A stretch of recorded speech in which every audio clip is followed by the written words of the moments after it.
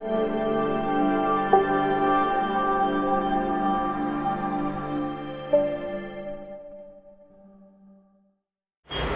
રાજકીય એવો છે, લોકતંત્ર છે.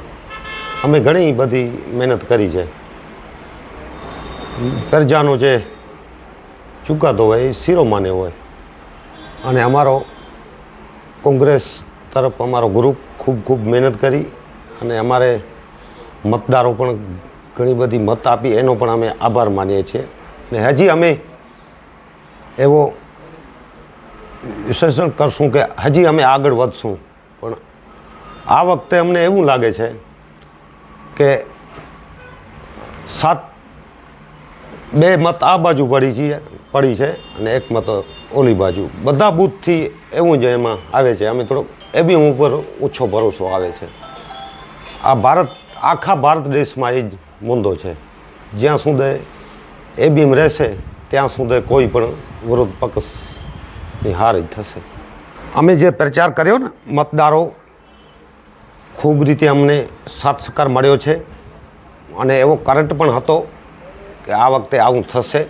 પણ આ તો આ બીજેપીના લોકો પહેલો જ એવી ધારણા કરી હતી કે 3 એકડી છે, બરાબર 66% એની મત પડશે ગમે તેમ કરી, 33% કોંગ્રેસના વોટ પડશે. એ પહેલો જ વિજય જાહેર કરે છે કે અમે આટલી મતથી ખટશું. એમાં કાંઈક ને કાંઈક તો ચૂક છે જ એબીએમમાં. અમે બધા લોકોને, આખી સીટ ઉપર લોકો છે ને, એનો હું આભાર માનું છું, અને સાથે આખા કોંગ્રેસ પરિવાર છે એનો પણ હું આભાર માનું છું. ખૂબ મહેનત કરી છે અને અમને સપોર્ટ પણ મળ્યો છે. હજી અમે આગળ ઘણી બધી મહેનત કરશું. આમાં 2-3 મુદ્દા છે.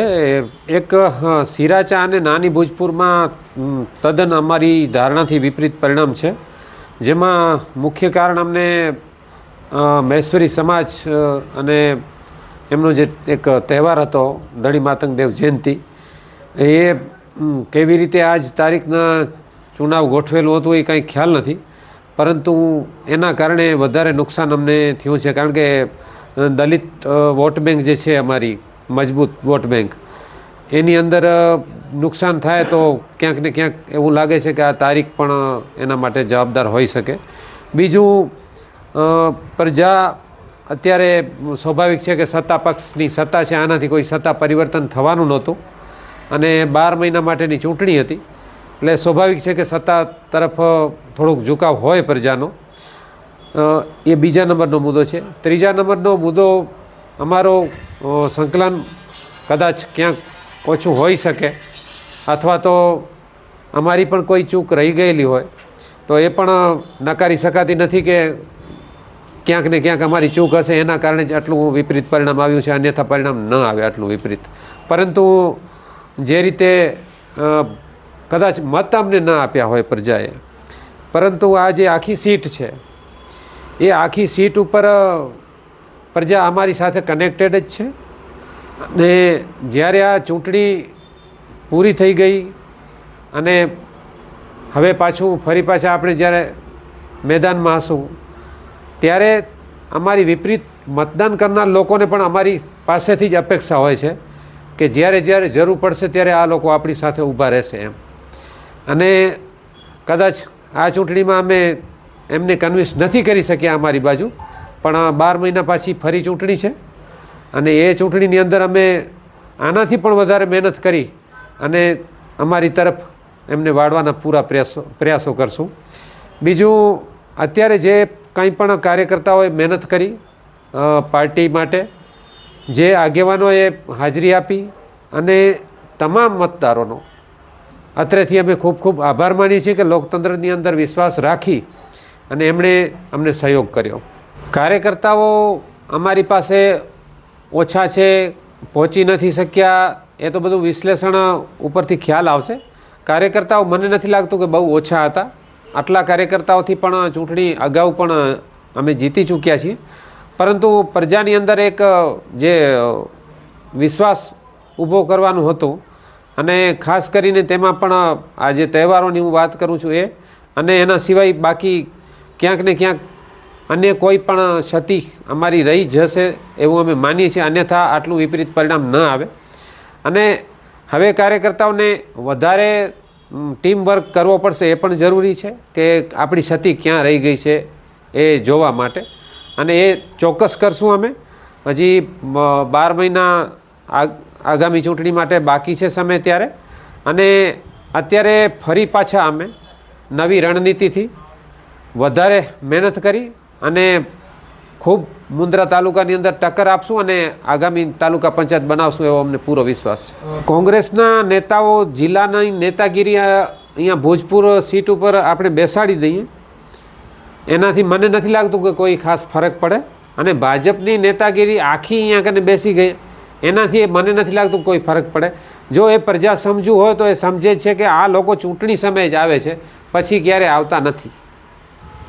અત્યારે એ લોકો કેટલા જણા આવ્યા અહીંયા કને, સાંસદ આવી ગયા, ધારાસભ્ય તો 2-3 વાર આવી ગયા, બાકી જિલ્લા પ્રમુખ આવી ગયા, એ બધા લોકો અહીંયા કને આવી જાય છે ચૂંટણી હોય ત્યારે, ચૂંટણી સમયે જ આવી જાય છે એ લોકો. પણ પરિણામ મને નથી લાગતું કે ખાલી એનાથી જ મળી જાય, કે મોટા નેતાઓ આવી જાય એટલે પરિણામ મળી જાય, એવું નથી હોતું. પરિણામ આખી અલગ વસ્તુ છે. પરિણામ માટે પ્રજાએ પણ થોડુંક વિચારવું પડશે કે હકીકતમાં જ્યારે એમને જરૂર પડે છે ત્યારે કોણ ઊભું રહે છે, ત્યારે કોઈ નથી આવતું એ મોટા નેતાઓમાંથી. અત્યારનું હજી ઉદાહરણ છે અહીંયા કને રાસાપીર સર્કલ ઉપર જ્યારે અકસ્માત થયો હતો ત્યારનું ઉદાહરણ, તો અહીંયા કને કેટલા જણા હતા, ધારાસભ્ય આવ્યા હતા, સાંસદ સભ્ય આવ્યા હતા, જિલ્લા પ્રમુખ આવ્યા હતા, કોણ આવ્યું હતું એમનામાંથી? કોઈ નથી આવતું. વિપરીત સમયની અંદર પ્રજાની સાથે ત્યારે વિપક્ષ જ ઊભો રહે છે, અને વિપક્ષે એવા અનેક કામો કર્યા છે પ્રજાની વચ્ચે કે જેના થકી એમને ફાયદો થયો હોય એવા. પરંતુ આ એક માહોલ બની જતો હોય છે ક્યારેક ક્યારેક કે ભાઈ આ જ જીતે છે, આ જ જીતે છે, આમની સત્તા છે, આખરે તો આ જ આવવાના છે. એ પ્રકારનો એ લોકો કૃત્રિમ માહોલ ઊભો કરી અને ક્યાંક ને ક્યાંક એની થોડીક અસર કદાચ ઊભી થતી હશે. બાકી મને નથી લાગતું એવું કે નેતાગીરી ચૂંટણી સમયે આવે ને બધા મત લઈ જાય. એ થોડુંક અમારે પોલિસીની અંદર ચેન્જ કરવો જરૂરી લાગે છે મને, કે આપણે હજુ પણ કંઈક વિશેષ કરવું પડશે જેનાથી કરી અને મતદારોના દિલ સુધી પહોંચી શકીએ, અને મતદારોને એ વિશ્વાસ પણ પૂરેપૂરો આવવો જોઈએ કે આ લોકો સત્તામાં આવ્યા પછી પણ આટલો જ સંઘર્ષ કરતા રહેશે ને આપણા માટે લડતા રહેશે. આવું ક્યાંક ને ક્યાંક કચાશ રહી હશે ચોક્કસ, નહીંતર આટલું વિપરીત પરિણામ ન આવે.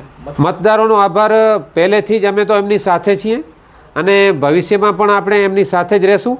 અત્યારે ચૂંટણી પૂરી થઈ ગયા પછી અમે કોઈ ભેદભાવ પૂર્વક કોઈ કાર્ય પણ નથી કરવાના, અને જેને જરૂર પડશે તેના માટે અમે 24 કલાક હાજર રહેવાના છીએ. અત્યારે જે મત અમને મળ્યા છે એ અમને નથી મળ્યા, એ જેમણે વોટિંગ નથી કરી એમનો પણ બધાનો ખૂબ ખૂબ આભાર માનીએ છીએ. અને મૂળ વસ્તુ તો એ છે કે આખિર ચૂંટણી તો થઈ, લોકતંત્ર તો જીવતું રહ્યું. આ લોકોની તો ઈચ્છા એવી હતી કે લોકતંત્રને જ પૂરું કરી નાખીએ, પરંતુ આપણે લોકતંત્ર બચાવવામાં સફળ થયા છીએ, અને લોકતંત્ર બચી રહેશે તો આજ નહીં તો કાલ એ સત્તા તો આવવાની છે. મુખ્ય મુદ્દો એ જ છે કે લોકતંત્ર બચી રહેવું જોઈએ. હાર જીત ગૌણ છે, અને એ હાર જીત પચાવતા પણ આવડવી જોઈએ, અને હારને પાછી જીતમાં ફેરવતા પણ આવડવી જોઈએ. એના માટેના પૂરા પ્રયાસો અમે કરશું, અને તમામ કાર્યકર્તાઓનો પણ ખૂબ ખૂબ આભાર જેમણે અમને આટલો બધો સહયોગ આપ્યો.